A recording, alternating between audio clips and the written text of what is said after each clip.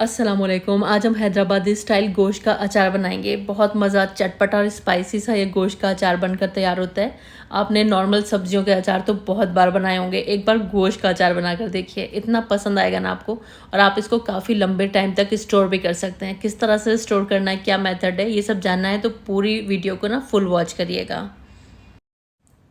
तो गोश्त का अचार बनाने के लिए सबसे पहले एक प्रेशर कुकर ले लिया मैंने। इसमें मैं मटन शामिल कर रही हूँ। बोनलेस मटन है और छोटे छोटे पीस हैं, 1 से 1.5 इंच के पीसेस मैंने शामिल किए हैं। मैं मटन में बना रही हूँ ये रेसिपी, आप बड़े का मीट भी ले सकते हैं। आधा कप इसमें पानी डाल देंगे, क्योंकि मटन काफ़ी पानी रिलीज़ करता है तो ज़्यादा पानी मत डालिएगा। और 2 टीस्पून इसमें नमक डाल देंगे और 2 टेबल स्पून लहसुन और अदरक का पेस्ट डाल देंगे। और हल्दी डाल देंगे 1 टीस्पून। बस सारे इंग्रेडिएंट्स अच्छी तरह से मिक्स कर देंगे। बस अब प्रेशर कुकर की लिड लगा देंगे। हाई फ्लेम पर 1 सीटी आने के बाद गैस की फ्लेम को धीमा करके इसको हम 7 से 8 मिनट पकाएंगे। ज़्यादा ओवर कुकिंग नहीं करनी है। 80 to 90% आपको मटन को गलाना है। थोड़ी सी कसर रखिएगा, क्योंकि बाद में हम इसको फ्राई करेंगे। ओवर कुक मत करेगा, वरना फिर अगर आपने 100% कुक कर लिया तो फिर फ्राई करते टाइम पीसेस टूटने लगेंगे। और अगर आपने बड़े का मीट लिया तो बस 1 सीटी आने के बाद लो फ्लेम पर 12 से 13 मिनट पकाएगा, फिर प्रेशर खुद से निकलने दीजिएगा। इधर अचार का मसाला तैयार करेंगे। 1 टेबल स्पून साबुत धनिया, 2 टीस्पून जीरा, 1 टीस्पून काली सरसों ले लीजिए या फिर राई ले लीजिए, और आधा टीस्पून ले लेंगे मेथी दाना, और बस 2-3 चुटकी कलौंजी के लेंगे। ज़्यादा मत लीजिएगा कलौंजी, क्योंकि फिर पिसने के बाद ये कड़वी कर देती है अगर क्वांटिटी ज़्यादा हो जाती है। और बस 1 टीस्पून मैंने सौंफ ली है। हल्का सा इसको रोस्ट करना है। मेथी और कलौंजी की क्वांटिटी को माइंडफुल होकर डालिएगा, यानी कि ध्यान से डालिएगा, क्योंकि अगर ये ज़्यादा हो जाती है तो फिर किसी भी डिश को कड़वा कर देती है पिसने के बाद।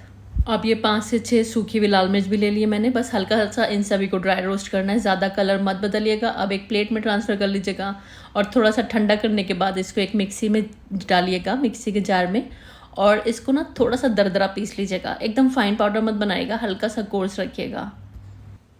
तो ये देखिए, इस तरह से मैंने इसको थोड़ा सा दरदरा रखा है। बहुत ज़्यादा दरदरा भी मत रखिएगा, थोड़ा सा दरदरा रखिएगा। बस इसको एक प्लेट में ट्रांसफ़र कर लीजिएगा, साइड में रख दीजिएगा, इसका इस्तेमाल बाद में करेंगे।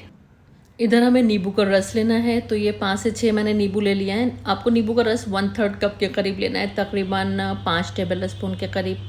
तो बस इसको निचोड़ कर ना इसका रस निकाल कर मैं साइड में रख दूँगी, बाद में इसका इस्तेमाल करूँगी। और इधर मैंने 1/4 कप लहसुन के क्लोव्स ले लिए थे। 25 से 30 लहसुन के क्लोव्स थे। इसको हमें दरदरा कूट लेना है, या फिर मिक्सी में दरदरा पीस लीजिए। फाइन पेस्ट मत बनाइएगा, थोड़ा सा दरदरा टेक्सचर होना चाहिए। आप इसको कूट कर भी यूज़ कर सकते हैं।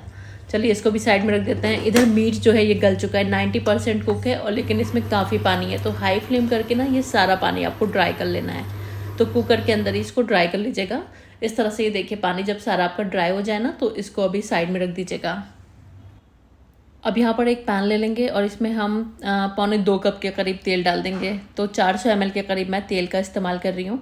ये जो गोश्त का अचार है ना, इसमें तेल की क्वांटिटी थोड़ी ज़्यादा ही जाएगी, क्योंकि ये एक प्रिजर्वेटिव का काम करता है।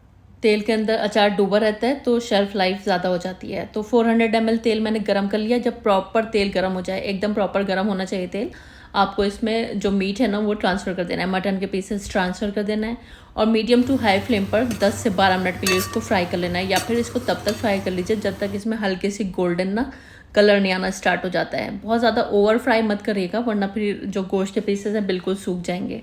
तो 12 से 13 मिनट के लिए मीडियम टू हाई फ्लेम पर इसको फ्राई कर लीजिएगा।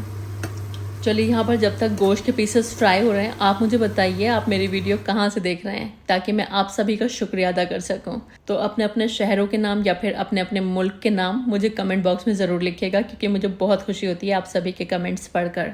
और इधर यहाँ पर गोश्त में अच्छा सा कलर भी आ चुका है। देखिए मटन अच्छी तरह फ्राई हो गया, इसमें गोल्डन क्रस्ट आना स्टार्ट हो गई। तो बस यहाँ से सारे पीसेस हमें बाहर निकाल लेने हैं।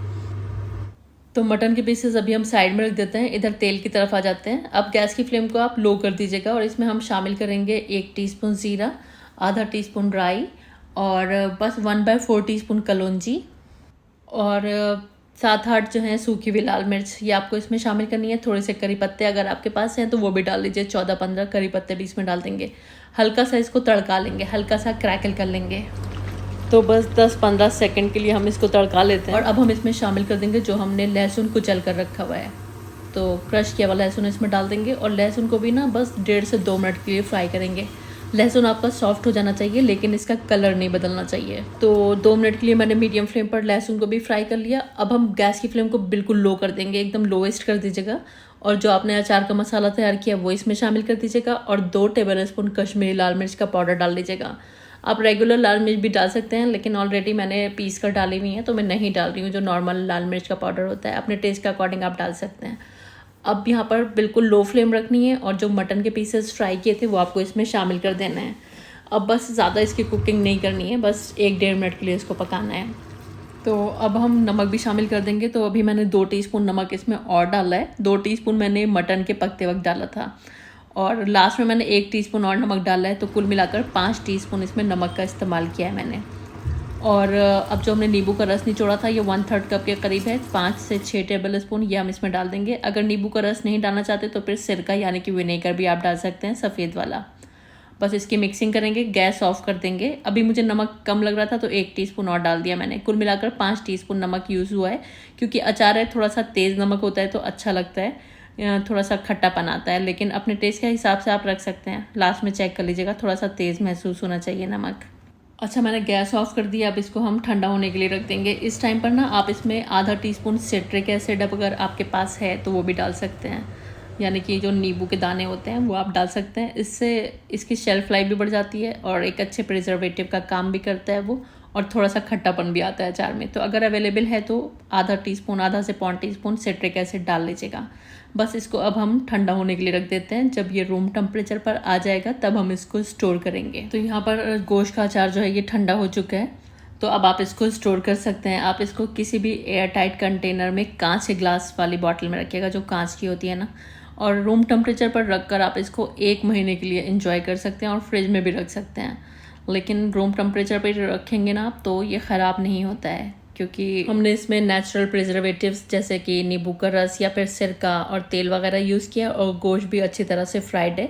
तो आराम से आप इसको अपने डाइनिंग टेबल पर रख कर 1 महीने तक यूज़ कर सकते हैं, एंजॉय कर सकते हैं, और फ्रिज में भी रख सकते हैं अगर आपको ज़्यादा टाइम के लिए यूज़ करना है।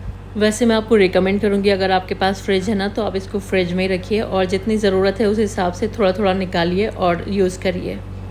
तो इस तरह से बेहतरीन हमारा गोश्त का अचार बनकर रेडी है।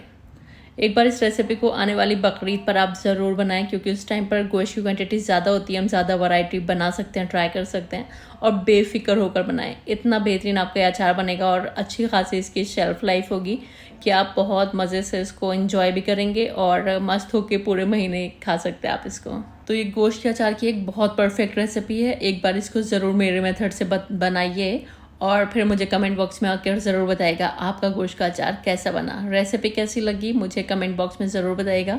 और अगर आपको वीडियो पसंद आई है तो इसको लाइक कर दीजिएगा, फैमिली और फ्रेंड्स के साथ शेयर ज़रूर कर दीजिएगा। चैनल पर पहली बार आए तो प्लीज़ बिना सब्सक्राइब किए मत जाइएगा। वीडियो देखने का बहुत बहुत शुक्रिया। अल्लाह हाफिज़।